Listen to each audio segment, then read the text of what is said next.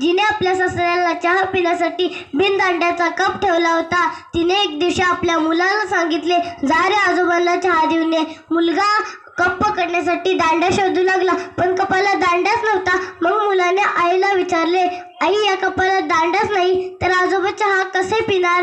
तर आईने मुलाला समजून सांगितले, आजोबा आता म्हातारे झालेत, त्यांचे हात थरथर कापतात, त्यांच्या हातातून कप पडतो, मग त्याचा दांडा फुटतो. तो एकच कप मी बाजूला ठेवला आहे, जा रे तू आजोबांना चहा देऊन ये. मुलगा जाता जाता 2 वाक्य बोलला.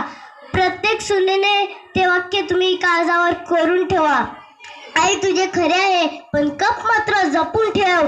तूही म्हातारे होशील, तुझे हात थरथर कापतील, तुला याच कपात नेहमी चहा देणार, चांगल्या कपाचे दांडे फोडून नाही देणार. जे पेराल ते आणि तेच उगवणार. ज्या घरामध्ये अमानुषकीची कृती नसेल त्या घरामध्ये माणुसकीचे बीज कधीच फुलणार नाही. तुम्ही तुमच्या मुलावर कितीही प्रेम करा, त्यांना लाडाखोडात वाढवा. वृद्ध तुम्ही तुमच्या सासू सासऱ्यांना सांभाळत नसेल तर तुमच्या म्हातारपणी तुमची मुलंही तुम्हाला सांभाळणार नाही. कारण निसर्गाचाच नियम आहे, जे पेराल ते आणि तेच उगवणार, जे पेराल ते आणि तेच उगवणार. धन्यवाद. जय हिंद.